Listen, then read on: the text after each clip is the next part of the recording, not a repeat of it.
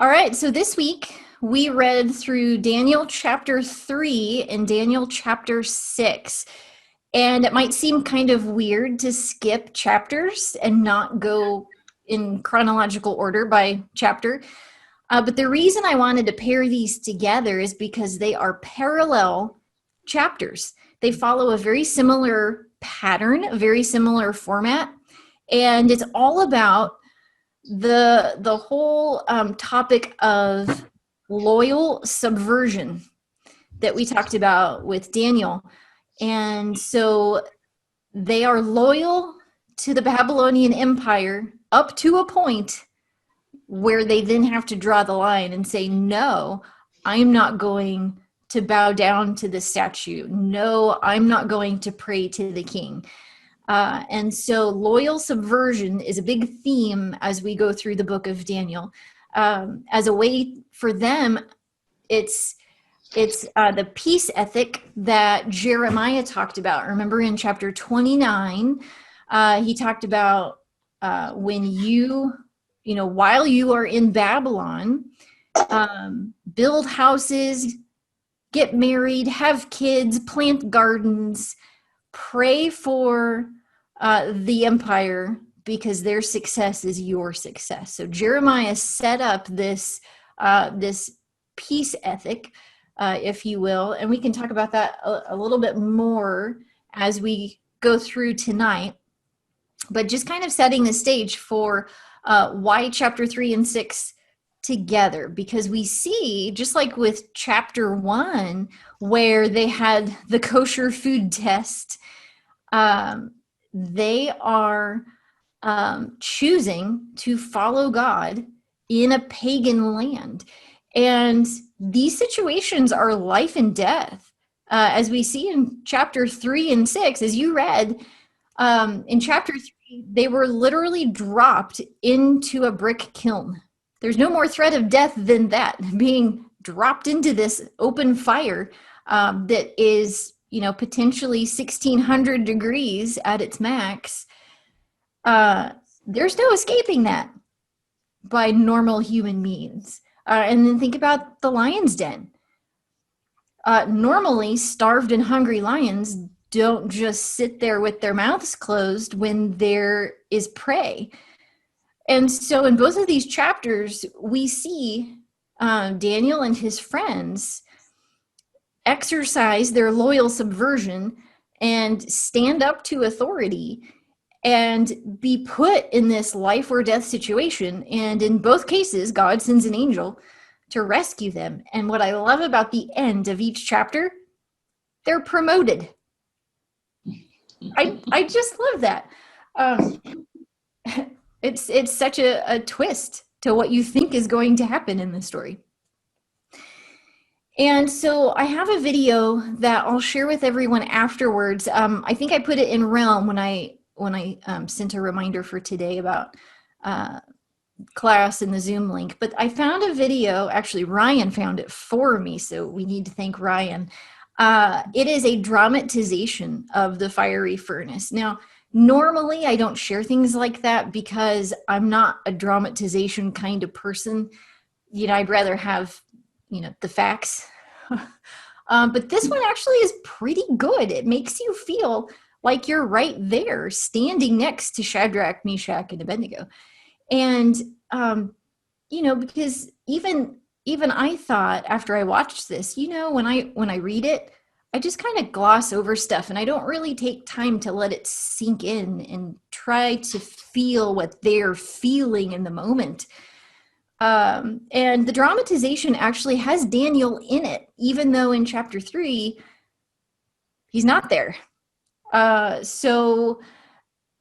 it puts him in a very interesting position as advisor to the king, watching this situation unfold and watching his friends be put in this fire. And I actually got a little bit teary watching it because we don't normally stop and think, at least I don't. This is the curse of being an engineer. Just give me the facts. I don't think about what it felt like for them. Especially or what it felt like for Daniel to watch his 3 friends be burned alive. It gave me chills. I saw it. Did you watch it? Mm-hmm. I watched it just a few minutes ago, and I I mean, did too. I got goosebumps. It just gave me chills. It was just, Yeah. It was a lot. Me too. It's mhm. like heart stopping. Yeah, it was So, intense. oh man. Okay, so I'm glad you guys got to watch that a little bit. So I'll make sure and send that out afterwards because I know that for people on my email list who aren't at Northside, I owe you that link to share with you so you can watch that. It's just a 5-minute video dramatization.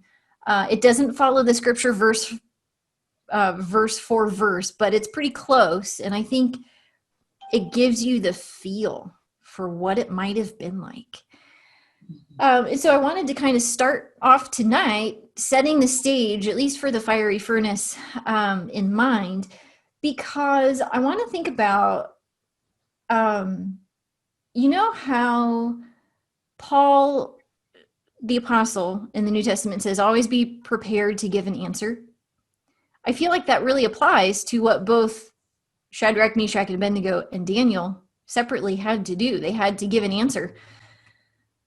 Because if you think about the fiery furnace, when I share the video, I made a video for chapter 3 and chapter 6 that talks about some of the cultural things that were happening. But one of them is think about this event where the fiery furnace happened. This event was an official government event, and it would have been an event where all of the prefects and the magistrates and the satraps and all of the government officials would have come from wherever they were in the Babylonian Empire, and they would have come to the city of Babylon. Now, Babylon was the biggest empire of its time, so it stretched all the way to modern-day Turkey. It stretched all the way to modern-day Egypt, and all of that area in between. And so basically the known world at the time. And all of those people would have had to travel by foot or donkey or camel to get to Babylon. So the invitations that went out, like the decree that said, we're having this event, everybody come. Think about how long. It would have taken weeks for it to be delivered by courier, because they didn't yet have a postal service. That comes in a couple chapters, for real. King Darius is the one that set up the first postal system, like Pony Express. But anyway, they didn't quite have that yet. And so letters were all hand delivered on these cuneiform tablets. And think about how long it would have taken just to get the letter. And then let's say you're from Egypt and you read this and you're like, okay, well, I've got to go get ready, and it's going to take me a week and a half, 2 weeks to get there. All of that to say, think about Shadrach, Meshach, and Abednego, who were around Babylon.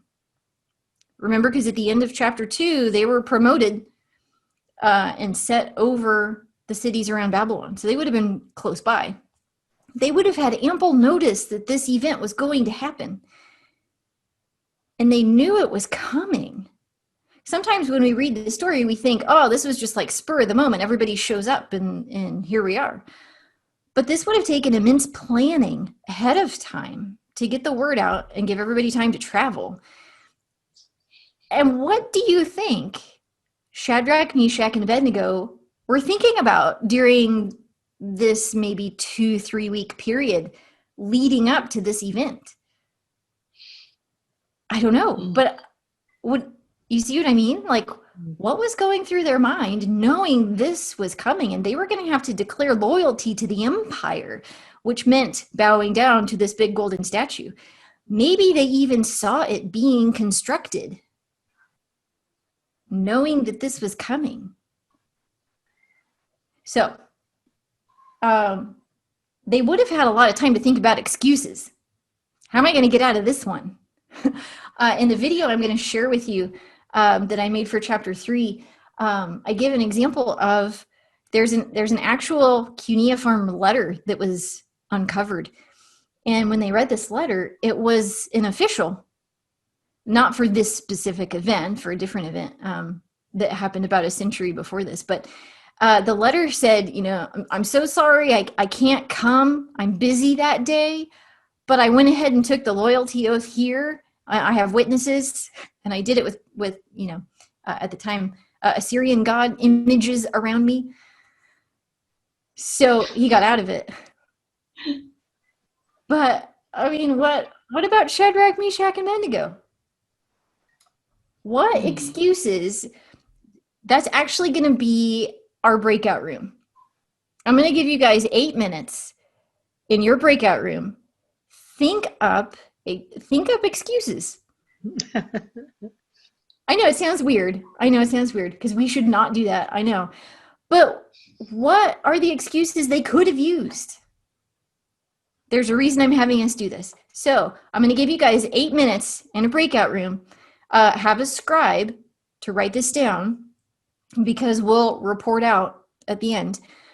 Think about the possible excuses they could have said. And now, not just excuses to get out of it with King Nebuchadnezzar, but excuses for what if they chose to bow? What would be their reasoning or their rationale for going with the flow? Do you see what I mean? So I'll give you an example to get you started. We will bow down but not actually worship the idol. Technicality.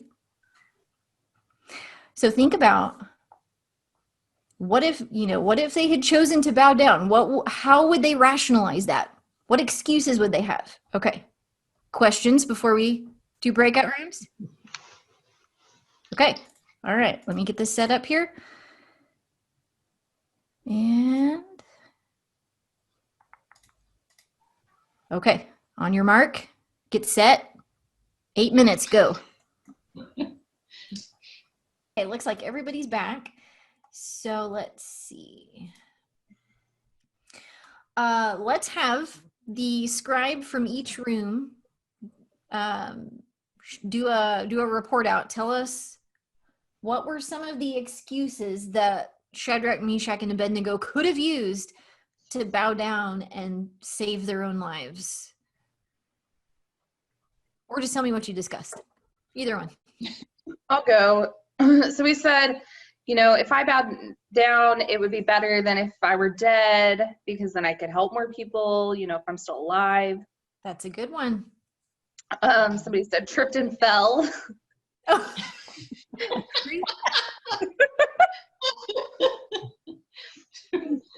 No one will know if I bow down. No one will know. Okay.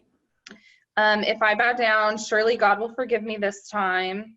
Ooh, the forgiveness card. If I don't bow down, I'll lose my job. Their position. Absolutely. Those are really good ones. Yeah. Excellent. Okay. Thank you very much, Jen. Any other scribe want to jump in? I can jump in, Sam. Okay. So our group discussed that, I'll go ahead and bow down because by doing so, I can keep my position, keep my life, which will further God's will for my life because I can preserve the remnant, right? The remnant for God. I'm doing this for God. Ooh, that's a good twist one. Another one is, I can bow down because God knows my heart. That's good. Another one was that someone had mentioned was that, their positions, they could have said, well, we'll go to the other territories and make sure that others are bowing down and doing it right, so that they could kind of get away. Yeah. Maybe been sick or ailments, physical ailments that kept them from bowing down. So those were the things that we talked about. Nice. Very good. Thank you so much, Kim and group. Very, very good excuses. Do we have another one to go? Yes. We talked about some of the same things. We talked about just pretending, kind of like having your fingers crossed behind your back. I'm doing this, but I don't really mean it. Kind of like the heart thing. It's, our heart isn't in it. We talked about safety concerns for family because if if you were a parent and you had kids, you know, we talked about how severe the punishments, you know, were back then. And, you know, that would be really tough as a parent to stand up knowing that if you do this, this is going to affect my whole family too, not just me. We talked about physical ailments too, and maybe you had surgery and you know it's not possible for you to bow down, or you're on medication and you're kind of delirious and so you don't really know what you're doing, kind of a thing. You know, worshiping under the influence. It's a good excuse. Well put, April. And then we talked about being the remnant too. You know, if all of them stood up and there was nobody left, you know, God's going to work anyway. We know that, but in our mind, you know, we can justify it by saying, you know, if there isn't anybody left, then who's going to, you know, lead the people, you know, these people to God when they're ready to come. So that was our discussion. Very good. Some very thought-provoking ones. All right. Thank you, April. Do we have one more? One more scribe? Going once? Okay. That's okay. These were really good. I also had a really hard time coming up with some. You guys did a fabulous job. So some other ones that I read in a study book are like the first one I read, you know, we will bow down but not actually worship. That's like the fingers crossed behind your back. Was that the one you said, April? We won't become idol worshipers, but we'll do this one time, then ask for forgiveness. That sounds like one you guys had. Oh, the king has absolute power and we must obey him. God will understand. This is a foreign land, so God will excuse us for following the customs of the land. Here's a good one. We're not hurting anybody. Okay. Those are the only different ones than what you guys came up with. So the reason I wanted us to think through this, again, Shadrach, Meshach, and Abednego had time to think through this. I wonder if they thought of excuses. Maybe ones just like these. And so the application to us is, what excuses do we use in our own exile today for our own survival rather than faithfully following God? So think about, you know, what excuses do we use for not standing up for God when we should? Do any of these same excuses apply? It's kind of sobering. I've used a few excuses like that before. It's easy to.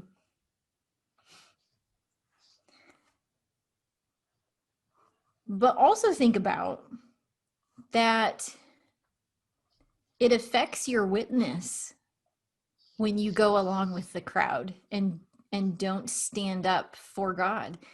And so had Shadrach, Meshach, and Abednego just gone ahead and bowed down, God wouldn't have been able to show his power that day necessarily, at least not through that situation. They would have lost their credibility. Because by the end of the story, well, like before he throws them in the fiery furnace, what does he say? Like, what God can save you from this? And then God saves them. And then he's like, oh, you know, when he sends out the decree and he says, because no other God can save like this.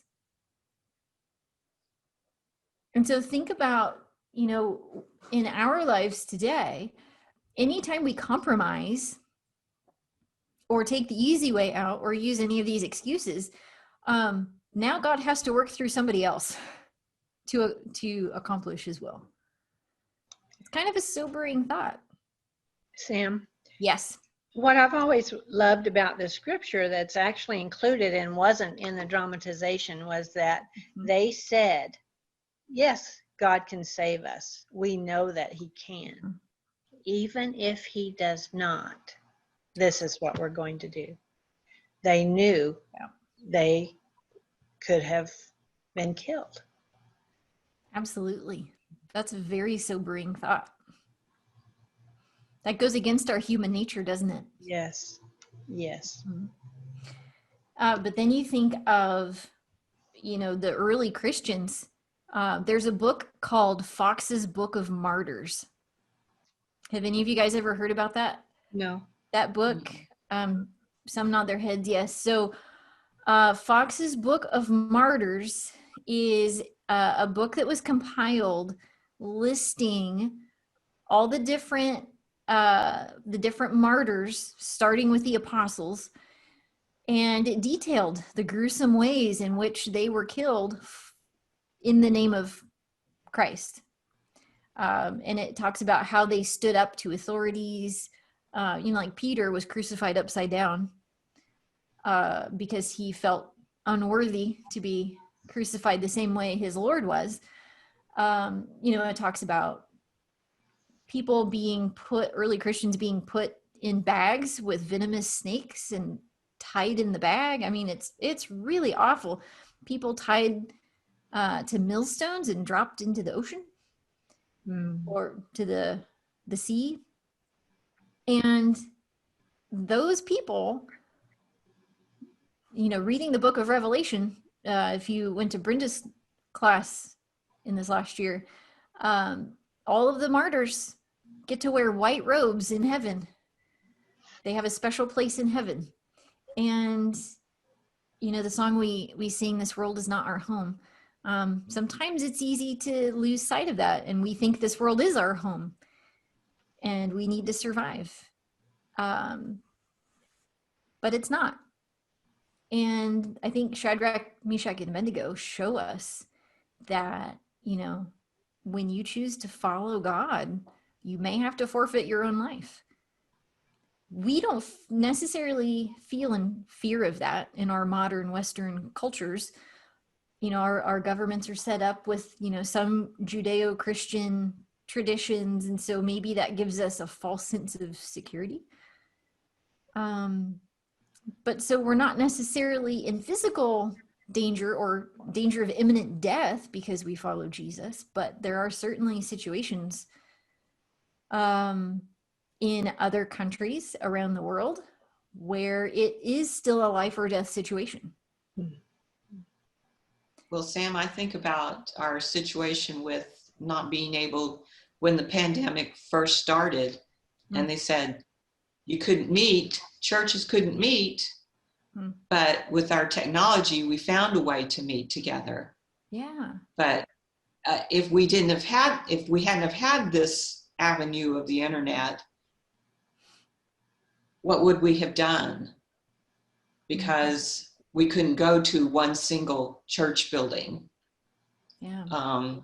I think we would have found a way for us to meet in our homes, in small groups, which we did to begin with, but also through the internet be able to contact with the rest of the members. But yeah, this has been kind of, it wasn't a situation where you were going to be arrested or threatened with death, but there was a real threat to our way of thinking, our way of worshiping.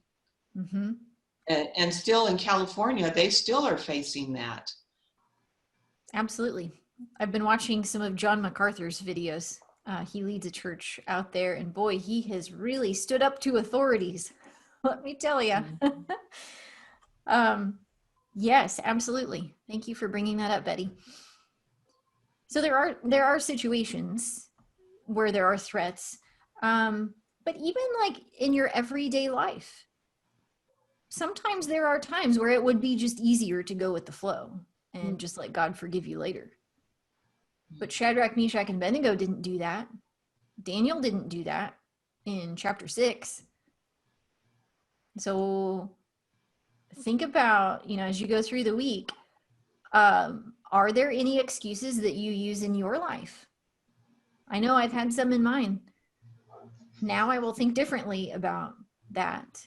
And for the next few minutes, I have asked April Partridge if she would be willing to share a story from her past life many years ago. I have always been very inspired by this particular situation that April was in. And so I asked her to share about it because I think it applies to this situation and can help us as we go through our daily lives, tempted maybe to use excuses. So April, take it away. Okay. Hi, my name's April. For those of you that haven't met me, my family and I live in Norwich. My husband and I used to go to Northside. That's where we met and married a long time ago. So when I was in college a long time ago, actually, I probably would have been 18 when this happened. I went to a graphic design school in Omaha and was able to meet up with some fellow Christians that were also going to school there. It was kind of a small, like a trade school. And so during breaks and things, we would meet up and sing together and pray together in the stairwells and things like that, so that we could encourage each other. And we were also trying to spread God's message in the school to the other students. And so we were reaching out to those that we thought were interested, and really trying to expand our group and convert souls. And one of the things that I was doing on my own was I had little encouragement cards. Some of them I would make and some of them I bought. And for the ones that we had been talking to and, that would come to groups sometimes, I would leave little notes and things on their desk in the morning before school started. And I had done that for, several months probably. And then I get to school one morning and was told by one of my teachers that the dean of the school needed to see me in his office. So I went to his office, and he basically told me that one of the students, he never told me which one it was, but one of the students that we were encouraging to come to our prayer group had complained that I was bullying him and being, it's been so long ago, I don't even remember the exact words that he used, but, that I was overstepping. And that if I didn't quit what I was doing, they would kick me out of school. So that was pretty scary and sobering as an 18-year-old. That was the first time I had ever been away from home, except for, summers at grandparents and things. I was living by myself in an apartment in a strange city. I had my friends and that was it. And, this is what I had chosen to do with myself. We did not stop meeting. I scaled back a little bit in my evangelical activities, but we still met and still tried to encourage other students and things like that. But it was the first time that I had ever come, really face to face with somebody saying that, spreading God's word was not acceptable. And, I'd always been comfortable doing that just because of how I was raised and how my parents taught me. And so I was really taken aback and shocked, and actually hid it from my parents. I didn't tell them what had happened because I was scared that I might get in trouble or what they would think. But my good friend, I, she knew because she was in our group, confided in her parents, who then confided in mine. So that was an interesting conversation with my parents, but they were very supportive of me and had told me that, they would absolutely go to bat for me if something like that happened. But that's my little story. It was definitely a challenge to go back to the classroom that morning, feeling like everybody's eyes were on me, knowing that I had gotten in trouble. So, yeah.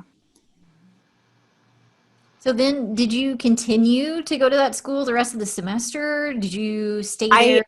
I graduated. It was a 2-year program, and I graduated from there. So, whether it was 4 or 5 or 6 months into, school, at this point, I don't remember, but we hadn't been in school too terrible long. And so I had to finish out that year and then came back the next year to finish out with the same teachers and the same kids in my class, and still the same group of Christian people that met and prayed during breaks and lunch and things. So, yeah. Wow.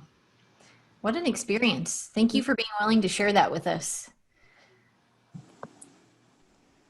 So, do you see that situation as being like Shadrach, Meshach, and Abednego, or even Daniel in chapter 6, where they're called out? Because you clearly felt called out among your peers. Singled out, I mean. I was, and it was interesting that I really and truly I was singled out. There was a good sized group, I'd say, out of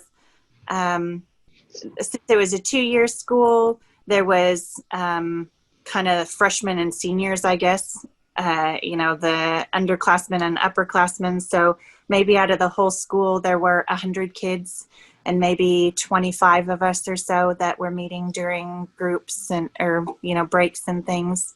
And I was the only one that ever, in the 2 years that I was there, got, called out for what we were doing. So. Wow. That's powerful. And I'm sure in hindsight, well, maybe at the time, it sounded like you kept going, but it really affected you. Would you agree with that? And is that how you felt? It did. It kind of took the zeal out of me for a little while. That kind of deflated my balloon for a little bit, because like I said, when I got back to class, I felt like everybody was looking at me and watching me, and I didn't really know ever who it was that went and complained. So I tried to be careful about who I talked to or what I said, without necessarily coming out and denying things, because I didn't want to do that, but I also didn't want to lose my place in school. That was, kind of my dream at that point. Mm-hmm. Was your group of friends supportive of you during that time? Very. We met for the next break, and everybody wanted to know what had happened. And, their reaction was probably what I needed to hear at that time. It was definitely words from God. They told me that we were supposed to be thankful and praise when we are persecuted, and that it was a sign that I was doing God's work, and the devil wasn't happy about it. And so they were very encouraging, and like I said, we definitely didn't stop meeting. So that was a help to you, right? Their encouragement. It was a big help. It made me not feel so crummy about the situation. Yeah. So did any of the other students notice or know about what happened, maybe who weren't part of your initial group that later joined your group?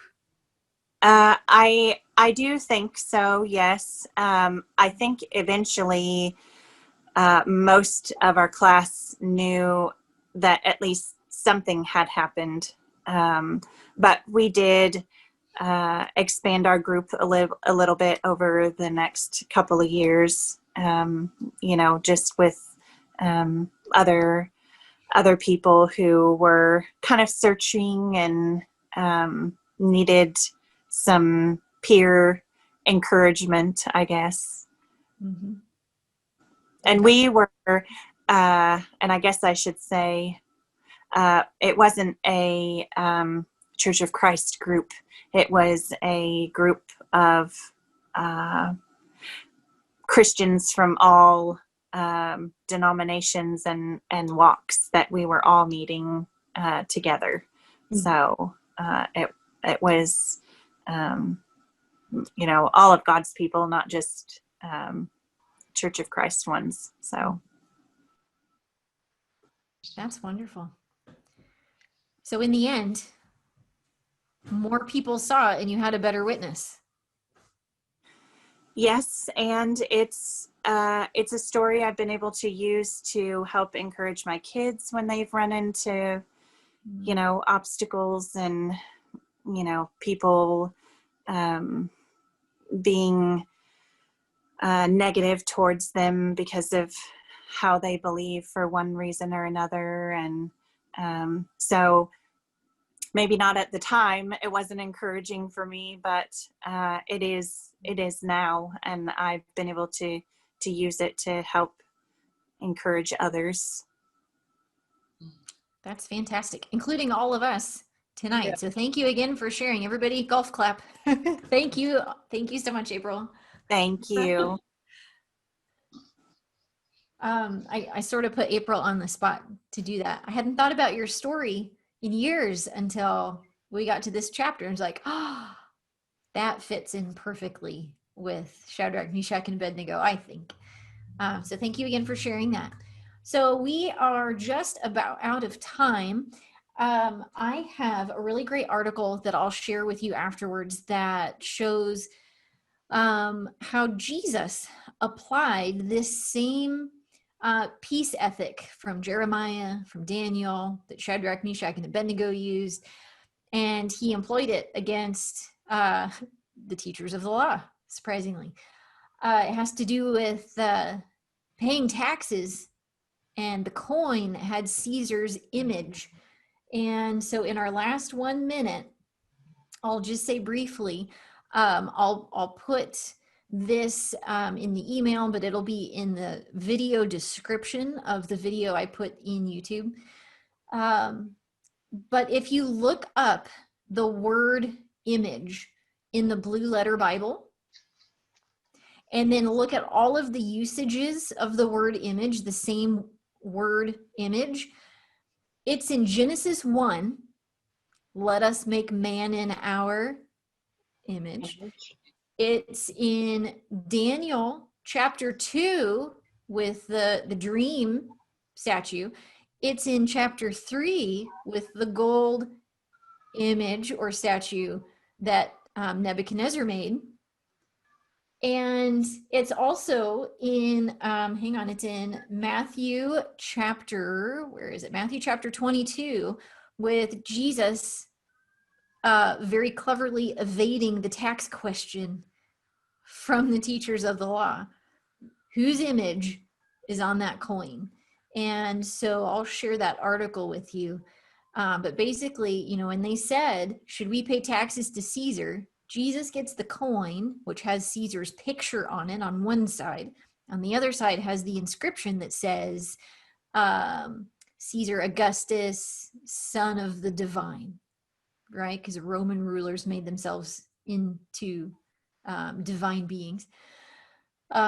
So, you know, they're expecting Jesus to say, compromise and pay taxes, which meant you touched something that had a graven image on it, which went against the first commandment, have no other gods or idols, images before me, or to totally revolt and say, no, we should never pay taxes to Caesar.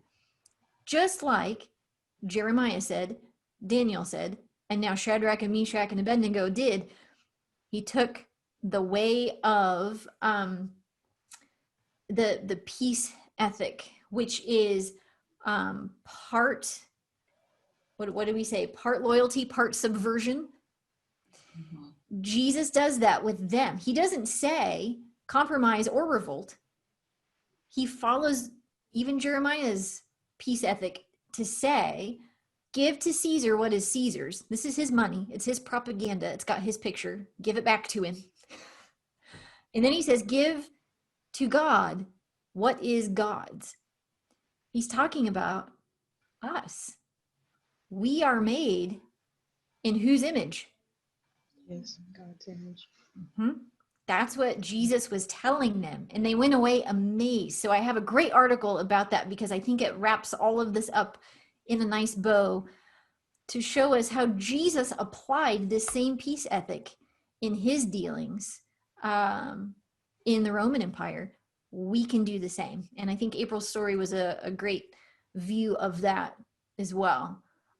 So I hope that wraps up chapter 3 and 6 for you. Next week, read chapters 4 and 5. We're going to talk about prideful kings.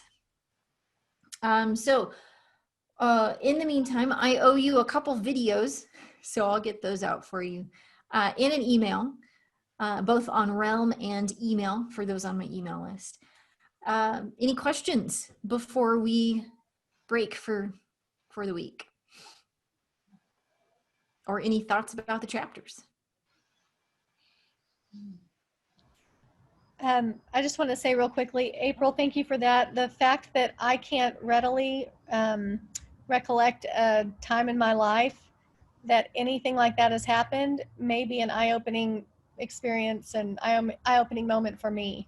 How many times have I used excuses and may have taken the easy way out when I could have allowed God to do really amazing things for others. So that's really, really helpful. Thank you.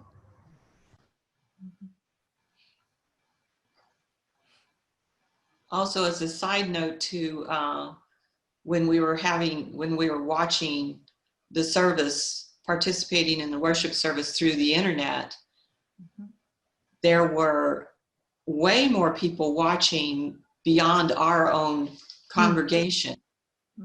I think people that wouldn't have even thought about watching before, but thought this might be a good opportunity since nobody can go to church, we'll just log on and watch too. I mean, there was thousands of people logging on that might not have thought about it even before. Absolutely. That's a great point. God opened an opportunity that we wouldn't have thought about. Mm-hmm.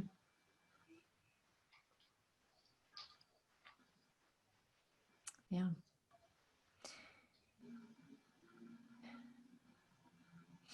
It's interesting to me how the fiery furnace is probably one of the most popular Old Testament stories. And it's because of what we just learned tonight. They didn't compromise. They didn't revolt. They found another way. Like our church found another way. And like April's group found another way. Mm-hmm. So this week, work on your peace ethic. Don't give in to excuses. I won't either. All right. I'm so glad you all came tonight. It's so good to see your faces.